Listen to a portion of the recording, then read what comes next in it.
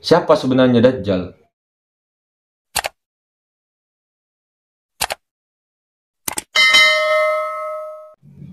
Assalamualaikum warahmatullahi wabarakatuh. Kembali lagi bersama saya Andi Rahmat Serang. Allahumma salli ala Sayyidina Muhammad wa ala ali Sayyidina Muhammad. Saudaraku yang semoga dicintai Allah Subhanahu wa taala, dirahmati oleh Allah Subhanahu wa taala, berkat kasih sayang dan limpahannya kepada semesta alam, kita semua bisa dipertemukan meskipun kelihatannya menurut akal kita berjauhan, akan tetapi sebenarnya kita satu kesatuan, Maha Tunggal. Saudaraku yang dirahmati Allah Subhanahu wa taala, ketahuilah tujuan sebenarnya Tuhan menciptakan daripada kitab Taurat, Zabur, Injil, Al-Quran, suhuf dan semuanya itu intinya satu, untuk mengenalnya, untuk makrifat, untuk mengenal dia, mengenal akan dirinya. Karena semua kunci dari semua itu ada di titik huruf itu tadi. Itu maksudnya rahasia titik itu untuk memperkenalkan akan dirinya, bahwa semua itu Maha Tunggal, Sang Maha Tunggal. Contohnya begini, sebenarnya di dalam sholat kita itu sudah diberi isyarat yang sangat besar sekali. Ketika kita mengangkat tangan kita, ya, kemudian berkata Allahu Akbar, Allah Maha Besar.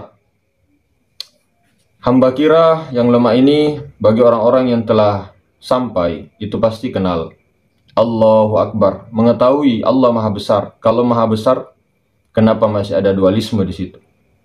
Kenapa kamu masih merasa fokus? Kenapa kamu masih merasa sholat? Kenapa kamu masih merasa berpikir kemana-mana? Seandainya seseorang tahu di dalam sholat itu tidak ada lagi yang dirasa, bukan lagi Allah itu tidak bisa dirasa, karena dia ada rasa di dalam rasa. Rasa di dalam rasa ada lagi rasa di dalam rasa yang tiada berasa. Allah tidak bisa dirasa-rasa, saudara. Ketika sholat itu betul-betul harus mi'raj. Mi'rajnya kemana? Ya ke alam ahadiyah. Bukan tubuh kita lagi yang naik ke sana. Orang kita di sini-sini aja. Bukan hati kita yang fokus melihat daripada gerakan. Berarti masih ada dualisme, tigalisme bahkan. Bukan nyawa kita yang ke sana, tidak akan bisa di alam ahadiyah. Bukan sir kita juga, sir juga telah lenyap di alam ahadiyah. Jadi ketika sampai di alam ahadiyah, itulah sautin wala harfun. Sebenarnya tidak ada lagi ilmu, tidak ada lagi suara, tidak ada lagi huruf di sana. Di sana di mana yang dimaksud? Kesadaran kita ini loh. Jangan kemana-mana. Tidak ada lagi di sana. Tidak ada lagi yang dikatakan Tuhan, tidak ada lagi yang dikatakan hamba, tidak ada lagi yang dikatakan agama. Ini bagi orang yang sampai ahadiyah. Tidak ada lagi ini, tidak ada lagi itu, tidak ada lagi.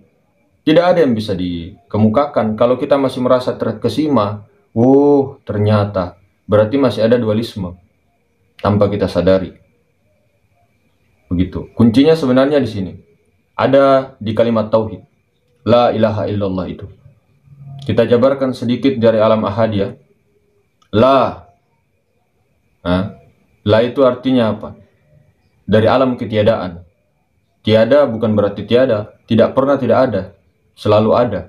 Yang maha awal. Dari alam ketiadaan itu, alam yang maha suci itu. Kemudian ilaha. Menghembuskan daripada nur ilahinya, sirnya. Itu Ahmad. Hembusan. Bukan dicipta. Hembusannya. Dia bertajalli di sana. Di hembusan sir Ahmad. Di Ruhul Akbar. Kemudian sir-sir tadi, sir Ahmad itu berpecah menjadi Nur Muhammad. Yang satunya berpecah dengan ruh-ruh para nabi. Nur Muhammad ini dijadikan dengan kunnya sir. Kunnya Nur Ilahi. Kemudian ilaha illah. Jadi tidak ada Tuhan. Ya. Tuhan tadi yang di alam Nur Ilahi itu tadi, Nur Ahmad, Syir Ahmad. Ilaha illah, kecuali. Nah, kecuali Allah, alif lam lam ha. Allah ini api, angin, air, tanah, tajalli asma'nya. Pada insan menjadi tubuh, hati, nyawa, rahasia. Allah. Jadi dia dari alam ketiadaan, ya, bertajalli terus sampai martabat 7, insanul kamil, sempurna ke Allah itu, tajalli asma'nya ada pada insan, ya, batinnya pada insan, itu alif lam lam ha itu, hingga menjadi ada. Dari alam ketiadaan menjadi ada. Lantas bagaimana caranya pulang? Simpel sebenarnya, kalau akal-akalan. Dari alam ketiadaan menjadi ada, kembali tiada. Innalillahi wa inna ilaihi raji'un. Dari Allah kembali kepada Allah. Itulah maksudnya ketika seseorang mengenal, tapi di sana tidak ada dikatakan mengenal, kecuali kalau sudah sampai di alam ahadiyah, tidak ada lagi dikatakan makrifat. Belum makrifat itu, masih ilmunya, masih ilmu hakikat itu. Kalau orang yang mengetahui pengenalan diri, pengenalan Allah, pengenalan Nur Muhammad, pengenalan Syir Ahmad, itu ilmu hakikat sebenarnya. Ilmu makrifat itu tidak disebut-sebut. Kalau ilmunya masih disebut, tapi makrifat sudah tidak ada lagi penyebutan. Jadi dari ada, dari ketiadaan menjadi ada, kembali ke tiada. Nah, pada saat ajal putus di kerongkongan, ya, itu kembali lagi ke alam bako, kembali lagi di sana, ke Nur, ke Syir Ahmad itu. Tidak ada lagi kata-kata penyiksaan, tidak ada lagi kata-kata pertanyaan, tidak ada lagi kata ini dan itu. Apa yang mau dihisap kalau sudah kembali di dunia? Nah, dari di alam keadaan itu, yang sekarang ini, alam musyahadah, penyaksian. La ilaha illallah, dari alam ketiadaan ke alam ada ini, disinilah kita harus pulang sekarang. Karena kalau tidak pulang, ada itu yang namanya siksa kubur, siksa alam barzah. Disiksa kita punya an-nafs di sana, di bawah tanah itu. Kemudian sama jasad kita disiksa di sana sampai hancur karena kembali lebur. Disiksa kita setengah mati sambil menunggu hari kebangkitan, dihisap di mizan, jembatan Sirat, dicuci dulu. Itu sebenarnya saudara. Tapi ketika sudah innalillahi di dunia, tidak ada lagi surga yang pikiran ente, pikiran antum, pikiran ana, pikiran huwa, hiya, dia, siapapun pikirannya mengatakan ada bidadari dan surga ini. Itu buat orang-orang yang sudah dicuci. Maksudnya sudah melewati kubur di bawah ini, pertanyaan itu, yaumul hisab, mizan itu untuk itu. Tapi kalau surganya orang-orang yang ma'rifatullah, itulah di dunia itu surga dunia itu yang ma'rifat itu. Karena dia telah kembali. Dia sudah ke surga. Dia telah mengenal siapa yang sungguhnya, dirinya. Diri sesungguhnya siapa? Al-Haq. Bukan kita. Kita tidak pernah ada, saudara. Apa yang mengatakan ada? Akal. Akal ini yang kesadarannya Adam. Tapi kalau akal ini, akalnya sehat. Itu disadarkan, difokuskan ke kesadaran Nur Muhammad. Naik lagi ke Syir Ahmad, naik lagi ke kesadaran Al-Haq. Ini baru dikatakan kembali. Akan tetapi bagi saudara-saudaraku yang belum mempunyai thariqah ataupun talqin di baiat, itu jangan dulu mengamalkan zikir banyak-banyak, apalagi langsung ke Allah niatnya. Hati-hati saudara. Ini pesan saya. Kalau mau silahkan juga dilanggar. Pesan saya aja. Kalau belum punya thariqah, tawassulnya kemana? Ke Nur Muhammad. Nanti dibimbing ke Syir Ahmadnya, nanti ke Ahad. Itu modal paling cepat sebenarnya. Saya berkali-kali bilang begitu. Nah, kemudian setelah di alam ahadiyah, itu kan di situ di antara beberapa pilihan, bukan kita yang memilih.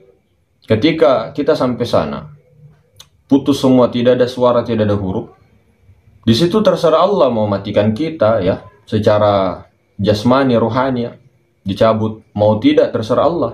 Kalaupun kita dikembalikan, kadang ya biasanya majzub.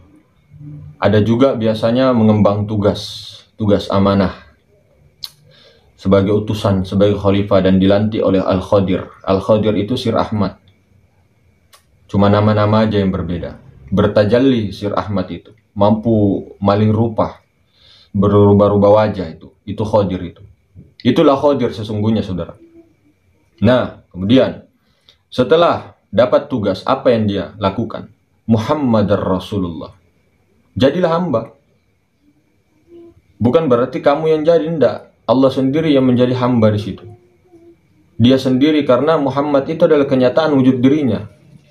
Muhammad Rasulullah. Bagaimana caranya? Ada GPS kita, uswatun hasanah kita, Nabiullah Muhammad SAW.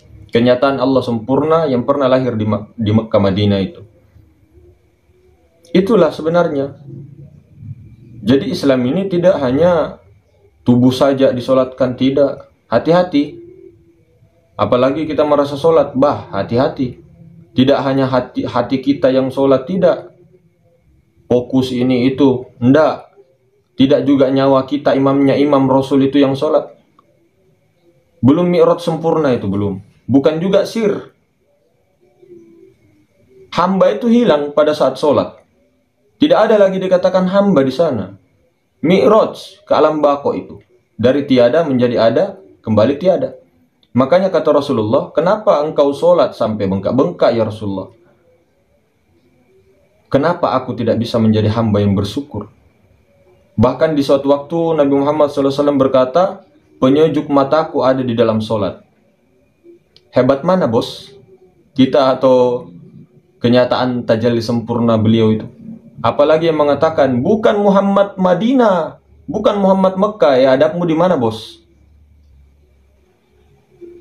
Tidak kenal Allah itu, orang yang seperti itu adabnya. Kalau kenal Allah, pasti tahu Nabi Muhammad SAW. Wujud aslinya siapa? Ahmad Bilal Mim. Kalau kau tahu itu. Semuanya sih sebenarnya. Maka ketika di alam ahadiyah, bukan menuangkan dirinya. Karena tidak ada lagi yang lain di sana, kecuali dirinya yang dia lihat. Bahkan dia tidak melihat. Bukan berarti tidak melihat apa-apa, tidak. Dirinya sendiri yang dia lihat. Nah ini biasa terjadi kesalahpahaman. Allah itu bukan ini, tapi tunggal, maha tunggal, tiada sekutu baginya. Semua ini diliputi, nurnya ini diliputi, sirnya diliputi oleh Allah. Bayangkan besarnya, maha besarnya itu. Bayangkan. Jadi ketika kita dari la ilaha illallah saja, dari tiada ya, menjadi sir, menjadi nur, ya, menjadi ruh, ya, menjadi jasad sempurna sampai ada ini. Itu siapa semua? Coba. Lantas terus kita juga mengatakan bahwa kita ini Allah. Namanya iya, tapi bukan dirinya. Hanya utusan. Salah kamu mengatakan kamu ini Allah. Itu asma'nya. Dirinya itu semua maha tunggal bos. Jadi ketika adabmu saja masih mengatakan Nabi Muhammad di Madinah, berarti kamu belum kenal sempurna. Kamu tertipu dengan iblis. Memang hakikatnya semua Allah. Akan tetapi kenalilah sifat jalalnya Allah. Itulah iblis. Paham tidak? Dajjal bagaimana? Pernah dengar Dajjal tidak? Yang mengaku Tuhan di akhir zaman. Itu kan hakikatnya Allah yang digerakkan itu, Dajjal itu. Apa bukan? Siapa yang berkata Dajjal bisa bergerak kalau bukan perbuatan Allah? Iya kan? Tapi kan apa? Apa maksudnya Allah itu mau ini? Coba dipikir baik-baik saudara. Lantas siapa yang mau kita ikuti? Mursyid Ruhani. Sir Ahmad itu loh. Dalam diri. Itulah gunanya. Makanya kita pesan untuk saudara-saudara kita yang belum bertorikoh, jangan dulu amalkan zikir-zikir banyak-banyak. Apalagi zikir tinggi itu hanya di akal. Meskipun zikir sirrul asrol, tiada huruf, tiada suara, memperhatikan nafas ya, itu masih belum sampai bos, masih jauh. Meskipun tidak merasa ini itu, masih jauh. Ataupun masih merasa tidak sholat, itu belum juga. Jangan kau merasa sholat, itu belum juga, karena masih ada yang tidak merasa. Ada dualisme lagi. Susah tuh, susah-susah gampang tuh. Maka jangan terlalu tinggi-tinggi zikirnya. Zikir apapun sebenarnya intinya ada di Allahu itu, Allah, Allah. Tidak perlu zikir-zikir tinggi. Kenapa? Kalau mereka wali-wali, para wali membuat kitab zikir nafas, zikir ini, itu karena mereka sudah sampai. Lah orang-orang awam yang mendengar misal di YouTube, di kitab, terus baca, amalkan sendiri, takutnya halusinasi itu loh. Halusinasi yang dibuat alam bawah sadar yang memang kehendak Allah juga untuk menguji juga. Kenal enggak? Kenal enggak? Iya toh? Allah menciptakan Dajjal, ya toh? Allah bertajalli kepada Dajjal, sifat jalalnya ya. Untuk apa? Untuk mengenal siapa sebenarnya Dajjal. Ya dia juga, cuman jangan ikut, karena Allah tidak meridhoi itu. Paham tidak ini? Hati-hati saudara. Kenali itu sifat jalal, sifat jamal, sifat kamal, ya? Semuanya. Jangan asal ngomong semua hakikat adalah Allah. Betul, betul sekali, betul sekali, betul. Hati-hati kalau masih merasa bahwa la mawjud illallah, tidak ada yang wujud kecuali Allah, berarti yang tidak merasa itu siapa? Jadi masih ada dualisme. Jadi otak lagi yang main. Ini yang kita mau jelaskan sebenarnya. Jadi tetap hati-hati. Jangan dulu ini melangkah langsung ke Allah. Jangan. Ke diri dulu deh. Kalau punya guru syukur-syukur. Ke diri. Guru sejati itu diri sendiri sebenarnya. Kalau punya guru, tajalli sempurnanya Rasul di sana, ikuti. Fana fi mursyid dulu. Kemudian nanti fana fi Rasulillah. Sir Ahmad. Baru fana fillah. Kalau langsung ke Allah, tidak ada guru, itu takutnya khawatir kita. Begitu saudara. Bukan kita melarang, ini diikuti, tidak diikuti, itu juga terserah. Begitu ya. Oke saudaraku, semoga kita semua diridhoi dan dirahmati Allah Subhanahu wa taala. Mungkin begitu. Subhanallah bihamdik, subhanakallahumma wa bihamdika, asyhadu an la ilaha illa anta, astaghfiruka wa atubu ilaik. Assalamualaikum warahmatullahi wabarakatuh.